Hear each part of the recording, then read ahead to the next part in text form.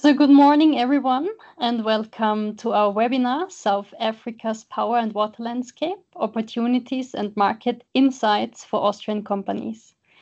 This webinar takes part of the Internationalization Initiative Go International. This is a joint program by the Austrian Federal Ministry of Labour and Economy and the Austrian Economic Chamber. My name is Sabrina Fuchs. I am the Deputy Trade Commissioner for Southern Africa. It is my pleasure to give you a brief overview of today's program. To start, my colleague Lea Sixtel, our researcher and energy expert, will provide a short introduction to the current power and water landscape in South Africa.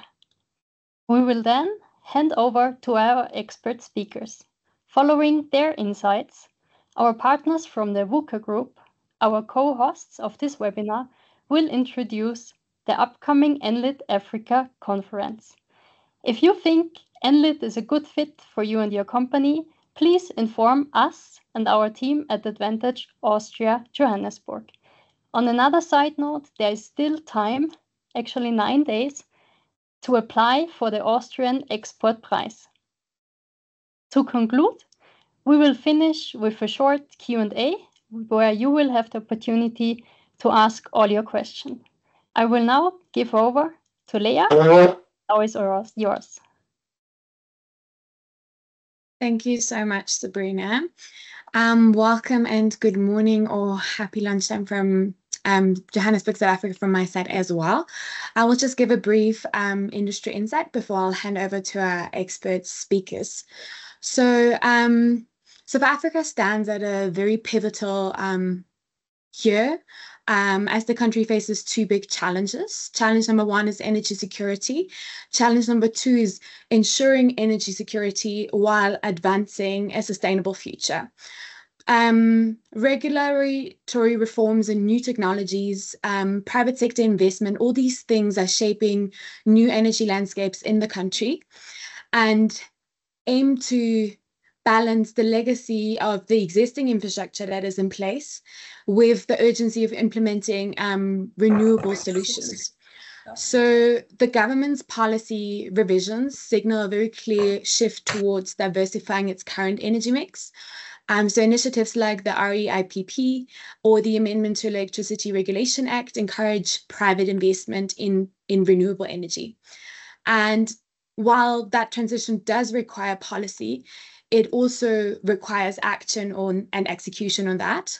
So infrastructure investment and grid stability are critical in translating that policy paper into South Africa's reality. And I believe that is a very crucial opportunity for partnership with Austrian companies. Just to talk briefly about South Africa's general energy mix, so the general renewable energy mix. So the country has not just solar energy, it also has wind energy, especially in high resource regions like the Eastern and Northern Cape. But the country also is starting to position itself in the green hydrogen economy by leveraging that renewable energy and producing green hydrogen. But on top of that, or additionally, due to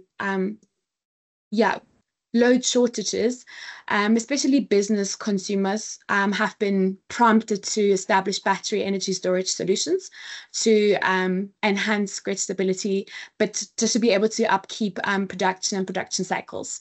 So the decarbonization commitments are there. They are there on a national and a corporate level, and they're very much in line with the global trend. But there are challenges that remain, and that challenge is grid instability, some potential bureaucratic hurdles that might either mean policy is not fully fledged in terms of its formulation or other bottlenecks that might be in the way. And of course, as well as in Europe, the financial pressure on energy tariffs. And while these are obstacles, we strongly believe that they create space for innovation and for partnership for Austrian companies. So without any further ado, I'll hand over to Stephen. Stephen is part of the VUCA group and who will be moderating the webinar, and he's the project commercial lead of Ended Africa. So I'll just give that microphone to you. Thank you very much, Leah. Oh, that saves me the effort of having to introduce myself. Yep, I'm from VUCA. My name's Stephen Campbell, and I'll be here to just talk you through, to do some introductions for our speakers. Some of them will be pre-recorded as they couldn't be here in person, but they've done a full interview and presentation for us, and some of them will be in person. So first, we'll be hearing from Matthew Lecordeur, who's part of a think tank called Cratham. He's a very important researcher in the field of the just energy transition, which is a very big topic for discussion in South Africa and in Africa in general. Then we have James McKay, who is the CEO of the Energy Council of South Africa, does a lot of business, a lot of work with private business and with public enterprise to ensure that we connect the dots there and to make sure that policy is moving in the right direction for growth. And then finally, a very close friend for us, and I think a really good person to be able to give an input from an SEO's perspective on operating in the South African and African market, Marco Rana, who's the sales director for smart infrastructure as part of Siemens Group, and he'll be open for questions as well. So let us begin with Matthew Lecordeur. So the key message around the electricity and energy investment landscape in South Africa is that there have been some really interesting and exciting reforms that have been passed, but there's still a lot more that needs to be done. And what we're all aiming for, not we're gearing up for, is more of a liberalized electricity market, which includes the unbundling of Eskom, setting up an independent system and market operator. So late last year, we had the Electricity Regulation Amendment Act was implemented from the 1st of January, which means that everything within those amendments now have to start taking place, with a key one being the launch of a market operator in 2026, which will really drive liberalization and drive the more investment in renewables, especially in South Africa's electricity market. There are challenges that are there. I mean, we've unbundled the transmission company, but it still requires full financial independence to be more effective. And then obviously there are all sorts of regulatory processes underway this year to get the market code license and get all the different regulatory steps ticked off, so that market operator can launch next year. Some other types of reforms, public-private partnership reforms are expected this month, with the budget facility for infrastructure, which is a centralized gateway for large infrastructure projects. That's where the National Treasury is really helping, and that's really trying to cut red tape to make it easier to invest in PPPs. So that's a really, really exciting initiative from your perspective as potential partners, investors. And the World Bank and National Treasury have also been working really hard on a new credit guarantee vehicle to help de-risk. Our fiscus doesn't have as much room to provide guarantees, and so especially through the JP unlocking some of the pledges there through guarantees, and the initial focus is going to be on transmission infrastructure, which takes me to the second focus area on transmission. So obviously, one of the key dependencies to drive investment in renewables is that we need better transmission access across the country. Most of the transmission infrastructure is located in the top right of the corner, where all the coal has traditionally been, and now where all the renewables, and especially in the 3 Cs, Western Cape, Northern Cape, Eastern Cape, that's where most of the solar and wind is. The transmission infrastructure there is nascent, and so the aim is to build. And the problem is that historically the transmission team has not been that fast at building these lines, and they do have they are working on speeding this up with their latest transmission development plan. But you can see that on their transmission circuit, those graphs at the bottom there with that sort of brown line running through, that's their capacity that they're aiming for. They're not even there yet. At 2024, you can see they're only building like 200 kilometers a year. They want to reach 800 kilometers a year, but they haven't actually got the capacity to do so. And what's required with those blue bar graphs going through the roof at 2028 signals that they're not going to meet their objectives alone, that they need private sector involvement through different types of mechanisms. And that's why National Treasury and the IFC are piloting an independent transmission project. These are actually quite standard around the world, and you would know about them in Europe. And we've never really done this because Eskom was a monopoly for so long. And now that the transmission side is also opening up to the private sector, this ITP model is being piloted, and this is a very exciting area for growth for investing, and this will unlock more potential. Krutham and Meridian, we did a study on this to see if these models were good, and we found an additional model that government should be pursuing, which is around really unlocking ways for the private sector to build their own transmission lines that doesn't require them going through the ITP process, but building smaller lines, which we'd call outside in, where they can invest themselves in building these transmission lines, and what's required to unlock that. And so we've provided some recommendations to governments, especially around tariff reform, to help unlock that process. So these are the types of reforms that are happening and will continue to strengthen the ability to scale renewable energy. We have massive requirements based on our RRP. So if you move to the next slide, please.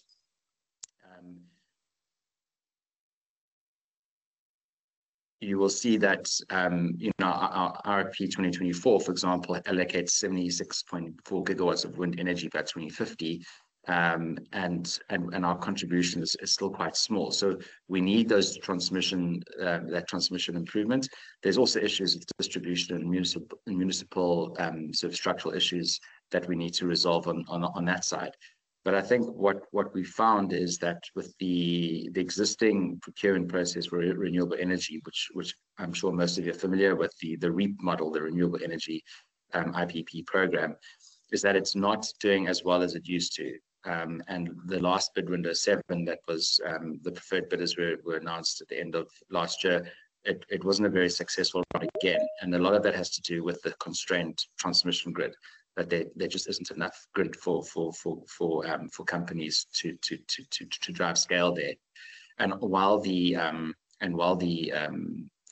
procurement process is being innovative with a battery energy storage procurement round, that's also helping to unlock and to improve the grid through connecting to identified substations.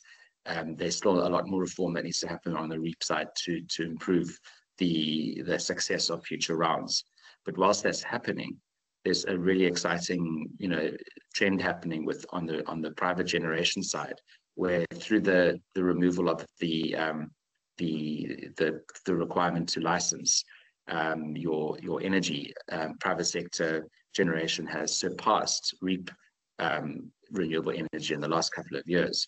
So it just shows you how you can unlock private investment through very simple and very innovative ways of where you sort of cut red tape or regulatory tape, and that's had a huge impact. And I think that connected with the whole some of the other reforms around wheeling and the market code and the system operator, that we'll see a lot more private generation, whereby there's no procurement to state. It's just it's either energy aggregators with off-takers like miners, or eventually as we move into an energy trading system, where you start building your own sort of mini utility and have innovative ways to charge to customers. So I think the private generation side of renewable energy is in a very exciting space. The risks associated are certainly coming down.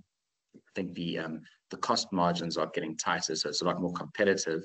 But I think that this is a very exciting space that we're moving into. And we've seen that evidenced here, as you can see by some of these graphs here. So I think from an electricity and the renewable energy perspective, I think we're moving in the right direction. There will be some speed bumps along the way, but we certainly the trajectory is in the right direction. So if you can move to the next slide and just look briefly at water infrastructure. There's also a lot of exciting. This is like the new big challenge in South Africa. Well, while we've been focusing on water and transmission, a lot of the attention, and there's also a lot of focus on logistics in South Africa around rail logistics. There's a lot of reform happening in that space too, which will also unlock a lot of investment. But water is definitely an area of focus, and there's been a lot of reform in the space. So we've got the National Water Resource Infrastructure Agency launching this year, and that's going to help improve the management of funding infrastructure development with water. There are lots of other types of reforms that have been happening. We've got new tariffs and service standards launching in 2026 to help cost-reflective pricing and upgrades. That's really important for investors to help them there. The Water Projects Office, which is located in the DBSA, the Developmental Bank of Southern Africa, that's been working really hard recently to standardize PPPs and mobilize those resources. And so these reforms are really, really exciting and should unlock some good investments in that regard.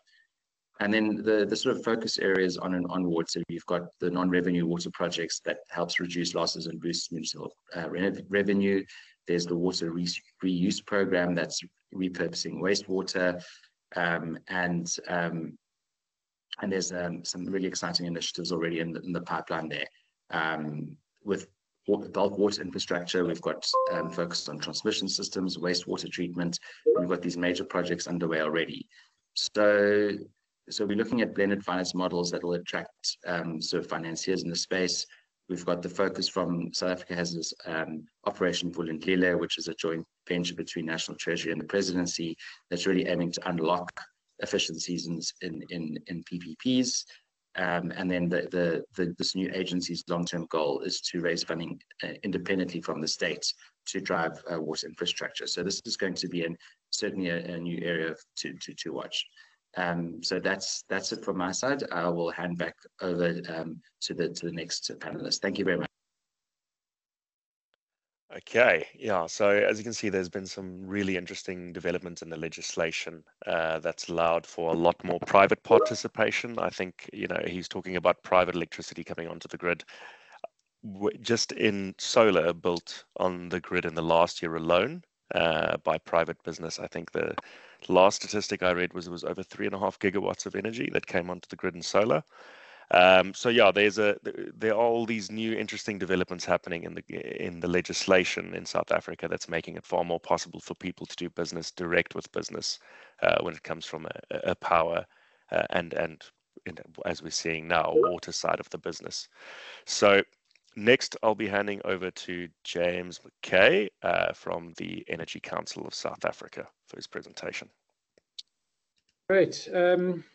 Excellent. It's wonderful to be here. Thanks very much. Good afternoon, everyone. I'm James McKay. I'm the CEO of the Energy Council of South Africa.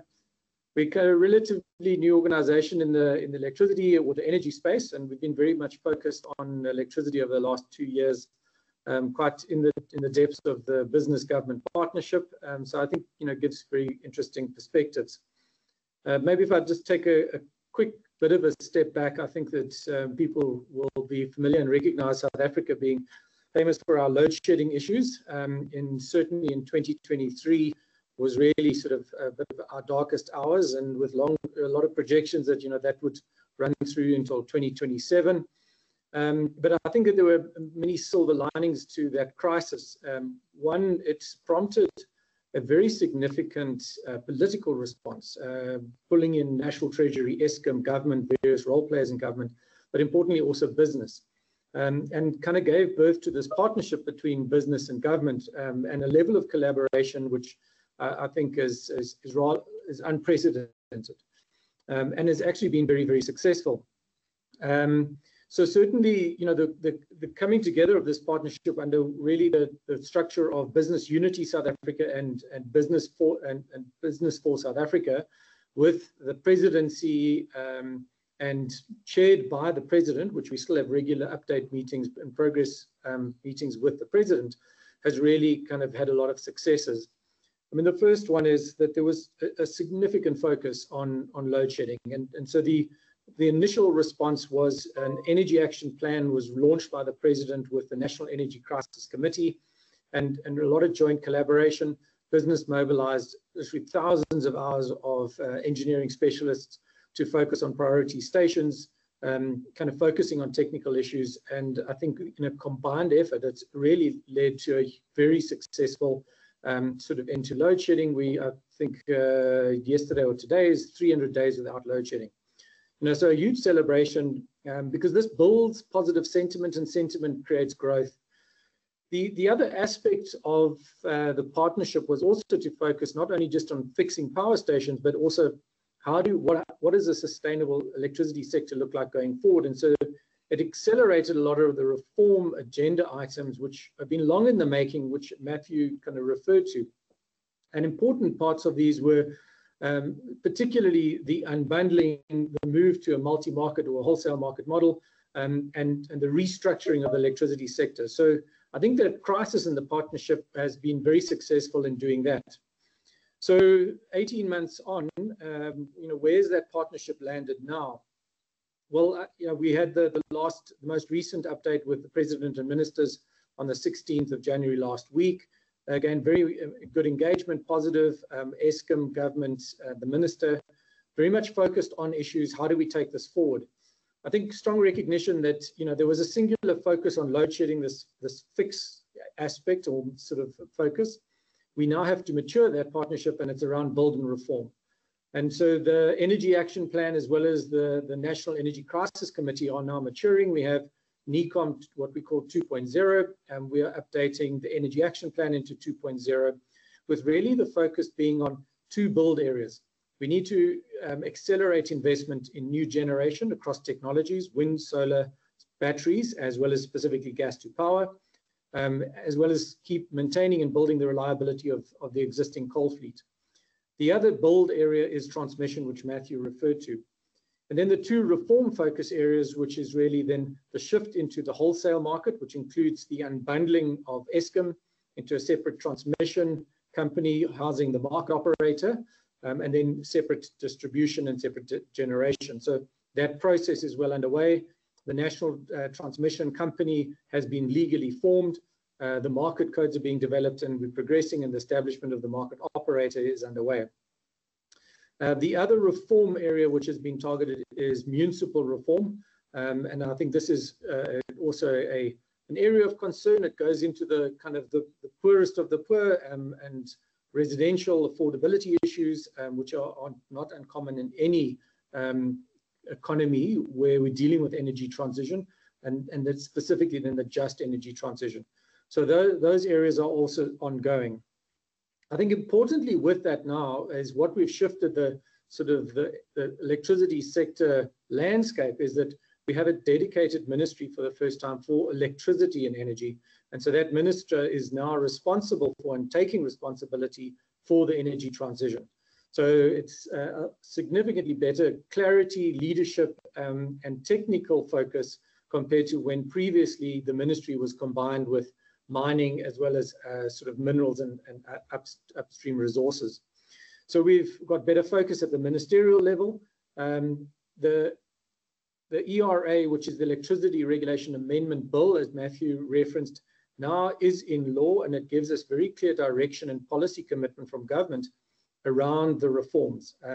At our recent engagement with the President and the Minister actually made the comment that said the electricity reform agenda is irreversible. So we need to get focused on delivering this integrated system response and shift. And yes, we celebrate the end of load shedding, but kind of in a way that's old news. We've got to move on now. The other very important change in legislation is the climate change bill is also now in law, which means that the government's commitment to reform the electricity sector as well as decarbonize are clear. The refinement and maturity of the Energy Action Plan and the continuation of the business partnership with government, Eskom, around delivering a sort of an integrated plan, I think is also giving more confidence that we're starting to focus now on implementation rather than just planning. Matthew referenced a couple of the points, but I'd like to kind of just expand a little bit. What we do have and see is that very good technical planning documents, but sitting not outside of an integrated delivery roadmap. So we think of the formation of the National Transmission Company, the market operator. There's a lot of structure, the legal establishment. We now have the wholesale energy market codes. The first round have been launched. The licensing of the market operator is underway through the regulator. The transmission development plan has gone through a number of iterations, and we referenced the sort of the 14,000 kilometers of transmission build that we have to achieve over the next 10 years, or to 2033. The integrated resource plan, which sets out the technology build rates and focus areas from a ministerial perspective, has gone through a number of iterations. The next round should be released in April. There's been significantly better and quite, sort of robust engagement on that with the minister's advisors, the team that is developing that, as well as with business. So, we've been given an opportunity for the first time to firsthand give a lot of input and sort of engagement on that. We're also now seeing the launch of municipal reform. So the electricity distribution industry reform paper must serve at cabinet this year. And then we still have aspects like the Just Energy Transition Implementation Plan, as well as there are numerous other smaller technical issues like the National Wheeling Plan, the Net Billing Plan. All of these are looking at quite detailed work around market codes in order to give clarity as to how we kind of reform into this liberalized energy market. I think very importantly, two areas that we've got to think about is the role of Eskom and the role of NERSA. And Eskom, I think typically we understand internationally the impact of the utility death spiral. Eskom is very fundamental, and we need a successful and sustainable Eskom as a utility to support the South Africa transition. But it has to be a very changing organization and a very different role that they must play. So I think, again, also there's been very positive movements around the minister as well as Eskom starting to talk about how we're going to develop better understanding to the rules-based transition to articulate that changing environment and structure for Eskom. And then also increasingly focus on the capacitation and changing skills and structure that the regulator as NERSA will require. So I think, at the end of the day, the rubber hits the road is in the investment portfolio. I think in the short term, we are looking in very good space. I think what we see at the moment is we will connect to the grid over 4 gigawatts of wind and solar on corporate bilateral PPAs this year. I think over 6 gigawatts next year. So a very robust pipeline, I think, was referenced now, is the market is moving at great pace. We've got over I think now 7 registered and licensed private sector traders. There's great excitement about the market codes and the structure of the market. But really, the opportunities and what we do have to still accelerate is this integrated planning. And then in a few areas, we've got to accelerate the capacity and investment in grid. Battery storage is behind, and there's commitments around accelerating that. Gas to power, we had at a national level a determination to build 3 gigawatts of gas to power sort of in the 2016-17. That has been delayed. It's still not clear as to how that is going to happen, and so is also a very big focus. On the demand side, there's also a lot of work now understanding how we're going to have better demand side response as well as efficiency sort of structures. So I think there's a lot of work and interest and opportunities there. And then lastly, which we mustn't forget, is the sort of digital capability and digital connectivity through an integrated energy system. Increasingly, again, there's also more discussion focus that's coming through there. And also part of that is sort of how does industrial policy start playing a more important role? We've seen National Treasury recently has come out with the next revision of our carbon tax paper. A lot of that was focused on saying, how do we create some circularity in carbon tax in order to stimulate local manufacturing and industrial creation as we start moving into the energy transition in a more serious way. So I think overall, there are risks around lack of skills capacity being in the right places. I think everyone recognizes that there are a lot of sort of weaknesses and areas of concern around state institutions. If we think of, we've got a newly formed ministry, but it's not capacitated, and loss of skills in organizations like Eskom, in the regulator and NERSA. But the positive is that these have been identified, are being addressed. although it will take time. But at the moment, while we have this collaborative approach, which is actually endorsed and sort of in a way mirrored by our government of national unity, and so as growing in confidence and growing, I think, in the boldness of how it's taking action. I think that for the next sort of 2 to 3 years, we've got a very sort of robust and very kind of fast-moving pace in the energy sector.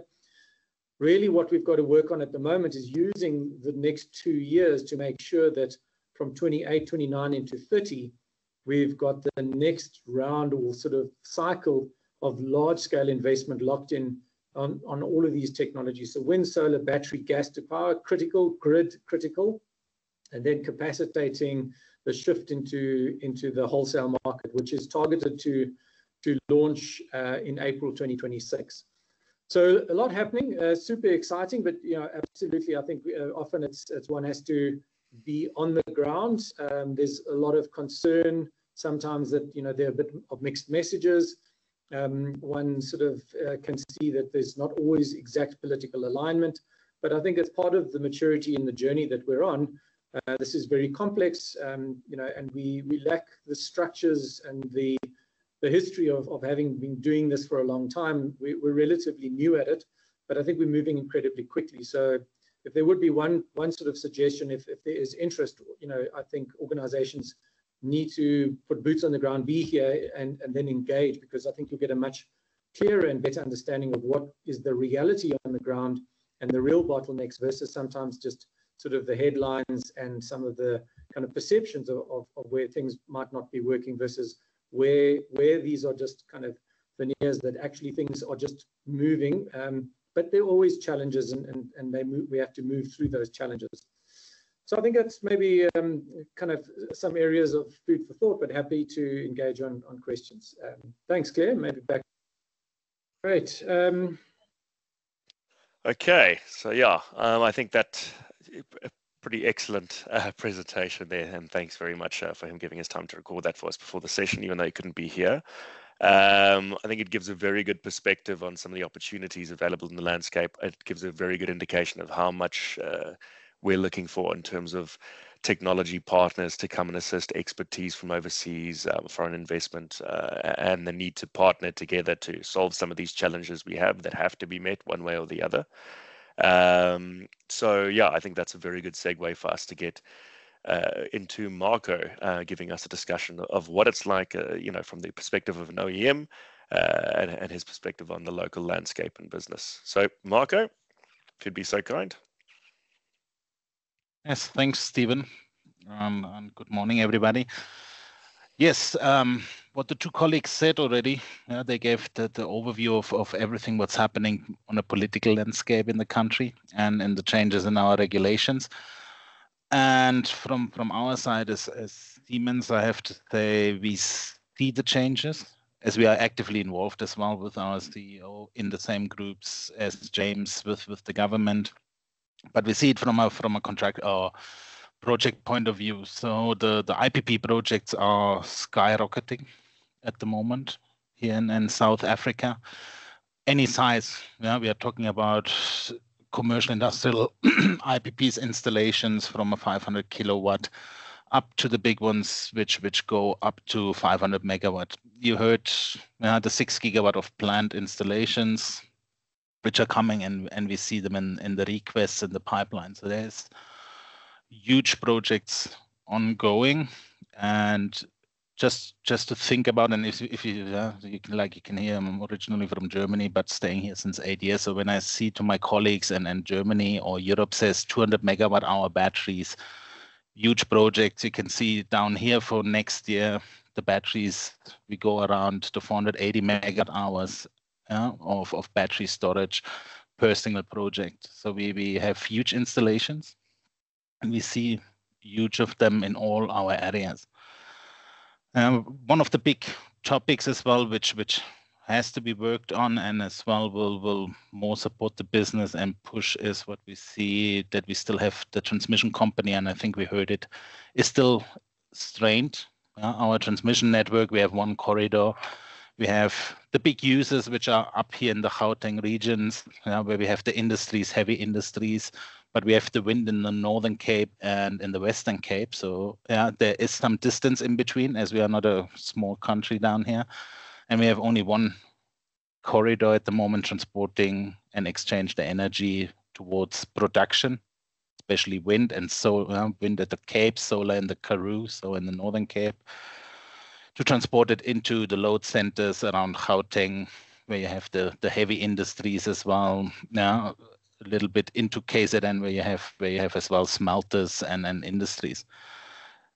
But this is under work now, as well brings business opportunities. Overhead lines, transmission systems, transmission substations. A lot of the substations are built privately now and handed over to Eskom, to our utility, or the National Transmission, NTCSA, National Transmission Company of South Africa, how they are called now, with their new names. So this is all in place and really takes speed now. There's a lot of possibilities of investments with the government and our utilities. And then IPPs, which either do wheeling towards consumers, but we have a lot of on-site IPPs as well, so private investments, private companies. The mines invest heavily, but we see a lot of projects, solar, wind, battery, partly even pump storage, hydros. Yeah, we have the projects with the hydrogen productions, which are Sasol, private investors which do hydrogen production. Which brings me then to the topic hydrogen production. Not only electricity, but water, where I come afterwards, the water topic, which comes up here as well. So as I say, there's a full pipeline, a lot of opportunities here in all sizes, from the renewables, from the energy point of view. The second topic, what we have from the water landscape, what we see, we do as well water, wastewater support. There's a lot of work on the wastewater side, towards as well, not only wastewater, but as well wastewater going into biomass scale, going into biogas. These topics coming up again. There are possibilities of investments. We see more and more projects privately go up, where we come then back to the gas to power from a biogas point of view. We have projects, and we see projects within the next 2 to 3 years going into financial close with different investors. So there are a lot of possibilities as well, different sizes. And then water, we have our water system, especially in the bigger cities and the municipalities, is not to say horrific and bad sometimes. So there's a lot of investments which are done now with the water. Non-technical losses, not that we only have electricity issues, that we have non-technical losses, we have it as well in the water pipes. So to make the water system intelligent, to help our water suppliers, to make building new dams, water cleaning, water sewage. So there are huge projects ongoing. At the moment, from a funding point of view, still slower. So this we see in a time frame of the next 3 to 5 years, maybe. Because there's not so much private investment. That's more from a governmental point of view, but pushed now by the programs. We had Cape Town a few years ago with the water shortage. We had now Johannesburg area, which had it 6 months, no, just before Christmas. After it rained through all of Christmas, we were in water shortages here in Johannesburg area. So we see it, and it's getting more and more attention and more topics pushed into. And this all together brings a huge market at the moment, what we see down here, and a lot of possibilities. And for the last topic on top is what we see is the digitalization topic. Eskom builds virtual power plants, but a lot of the private IPPs go into the digital sector. We have a huge growth in the data centers to keep the data here in the country as well. So there's a huge growth. So from power and water, we go into digitalization of the whole topics as well. So there's as well a huge push in the technology, what we see, and in the investments to go that way. That's a very small how the market really is overview from my side. Thank you, Marco. I think that's as small as short as it sounded. I think it was pretty in depth and very concise on touching on all the points where the opportunities are. I really appreciate you for your time, and I think maybe after we just go over the basic outline of the event, if you could maybe hang around for anybody who's got any questions, I think that'd be greatly appreciated. And maybe some people asking those questions in their mother tongue as well that you can answer would be fantastic too. All right. So then basically on to Enlit Africa. So a lot of you will be familiar with the Enlit brand in Europe as well as Asia. That's the South African iteration, although it's wholly owned by us at VUCA Group a few years ago. So I'll be chatting to you around just the key statistics from the event, what the event looks like, what we're looking like in terms of floor plan, and what the key content topics are. I won't go into too much depth because it's a very large show, but you're always welcome to reach out to us privately or through Sabrina, and we're welcome to sit down with you one-on-one and give you a much more in-depth overview. So some of the key stats from the event, we had 6,201 people attending the show last year. That comprised of 35 African utility CEOs, over 250 speakers. There were 45 different African utilities represented on the continent, from the continent. So that's not just utility CEOs from South Africa, although the show is very much a South African show. It also does get a lot of participation from other African countries in sub-Saharan Africa, as we are a very large, player, the biggest player, I'd say, in sub-Saharan Africa by a long distance in terms of power generation and power export. 84 countries were represented at the show in total. 27 municipalities were represented. In South Africa, even though we have nationalized utilities, your water and electricity, a very large point of the distribution towards your actual end user, takes place and is done through the local municipalities. They're kind of like counties or cantons. And then we had 5 international country pavilions at the show last year. One key thing that we've been working on is getting project pitches at the show. So these are guys who are coming with viable projects that are pre-vetted, that come to the event, where they are talking about projects that are at various stages of development, looking for technology partners, finance, implementation in terms of EPCs, expertise, etc. So the highest individual project pitch value we had for last year was $300 million. And then the total for the 18 projects went up to $1 billion US. And keep in mind that we are really focusing on building a lot of that out through our project and infrastructure investment network. So this is just going to go from strength to strength. Then the top African countries represented, South Africa being number 1. Then Namibia, Botswana, these obviously make a lot of sense. Eswatini and Zimbabwe, as they are bordering nations, but lots of input from Egypt as well, and Mali, Nigeria, etc. And then in terms of international countries represented, this would be more obviously from your technology provider or your financier or investor side, is China, the States, France, India, Germany, and then some of the Middle East, Russia, United Kingdom, and some Asian influence there as well. China obviously is South Africa, China and the US and Europe are some of our biggest trade partners. So it does tend to be represented along those lines. But yeah, I think it is a very well balanced show as a whole in terms of the technology providers we bring through to the event. In terms of exhibitor size, we're looking at about 245 to 250 exhibitors at the show, which is probably a little bit smaller than you're used to in Europe. But in terms of the size of the African economy, we think that's a pretty good place to be. Then looking at the speakers in attendance at last year's event.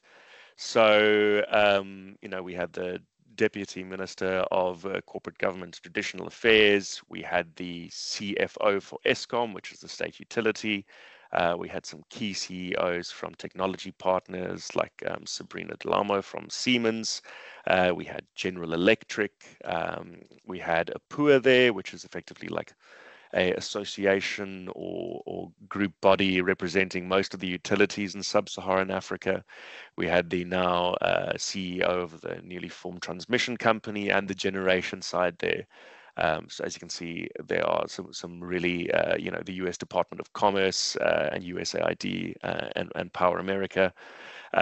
So yeah, as you can see, really a lot of the biggest heavy hitters in terms of what's happening in the industry, guys leading the decision-making and policy process, as well as, the people leading from a technology and finance perspective for FDI.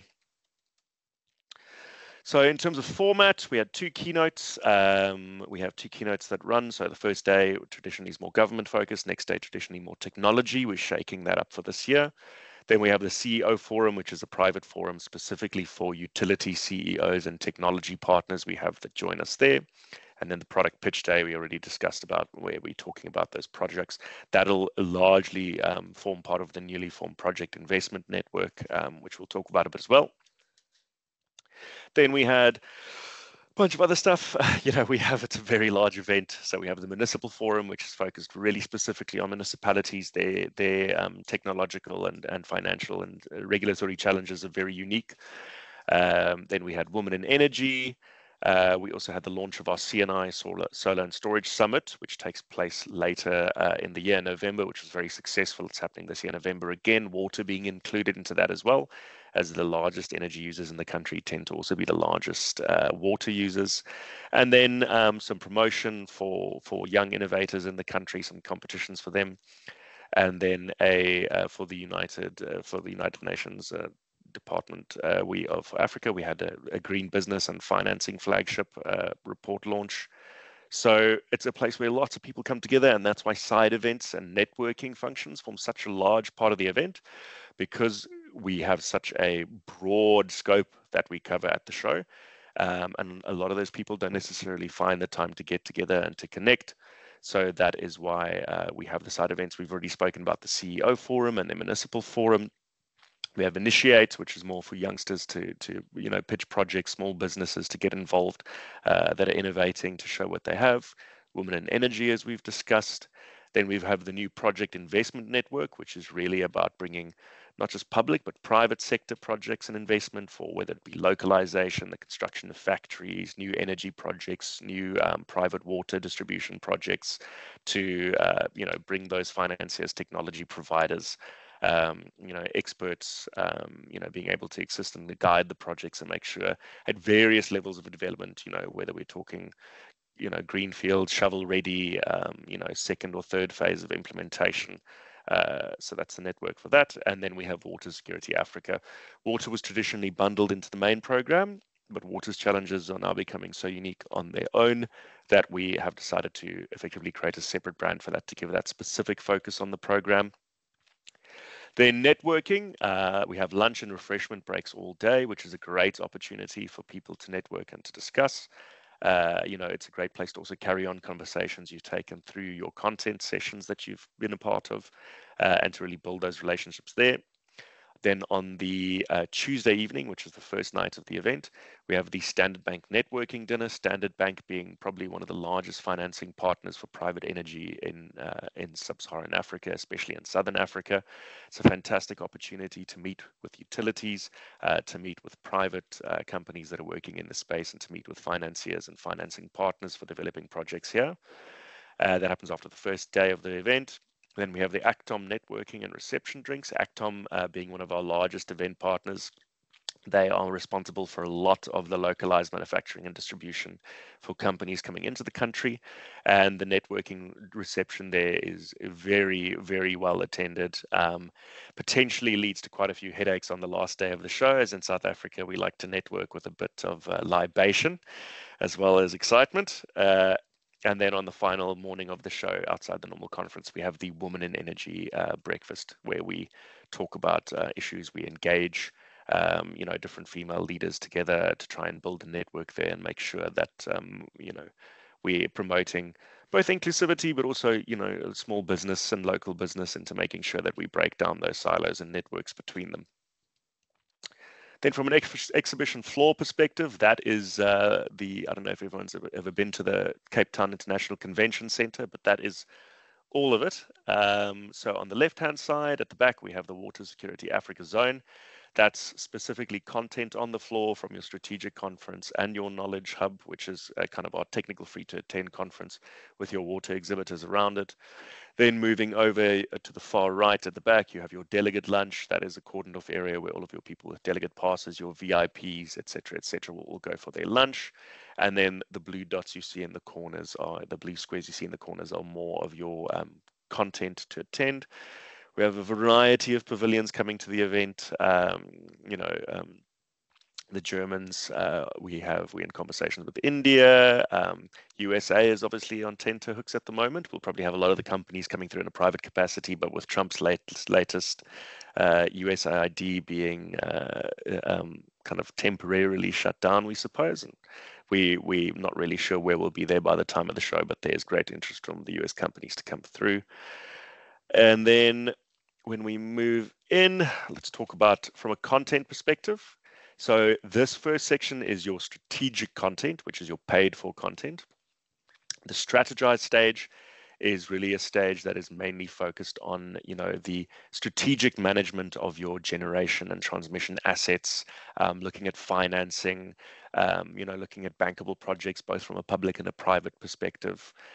Then you got your innovate stage. This is really a focus on how we're going to get to where we need to be from a technological perspective, how technology is going to take us forward, exploring the energy mix, seeing where, we can bring nuclear back in, how, we get grid stability through incorporating transmission onto the grid and battery storage projects, solar, etc.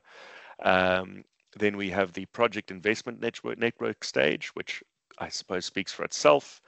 The water security Africa stage. So one of the key subjects there for us on water are going to be water stewardship, innovations in technology, water use, reuse and reclamation, loss detection and reduction on technical and non-technical, which is a massive problem in water in the country at the moment, and then really hands-on masterclasses on the technical applications. Then municipal forum. They're the key developments on EDI, revenue collection, ensuring that you're stopping non-technical losses, that we're looking at the business models of municipalities. And then when we get to the free to attend content, Water Hub, again, very technology focused, very case study focused, very engaging, looking at your different technologies. Renewable Energy and Storage Hub, very much focused on renewable energy sources, very large importance there on battery energy storage systems and solar, wind, enhancing, different ways of how private business and public business can work, models for how to distribute in small wheeling grids, etc. And then the Knowledge Hub. So this will be looking at a lot of your technology and your cases around more traditional demand and supply, transmission distribution, again, talking about energy, energy efficiency, talking about digitalization and, increasing energy access. So from our side, it's taking place on the 20th to the 22nd of May, which is probably very good to mention as well, in Cape Town, as I said, but that's the overview of the event as a whole. So I think for now, the best would be to get to any questions people may have regarding the event. Yes, thanks to everyone, especially our Austrian companies, to take the time to join us today. Very happy to see you here. Thank you so much, Stephen, also for you and your team from VUCA Group to support us on this webinar and to also bring the fantastic speakers. And thank you so much, Leah, for your insights. And yes, whenever someone has a question, we are happy to help. Reach out to us as Advantage Austria Johannesburg. And I wish you a beautiful day and a great afternoon.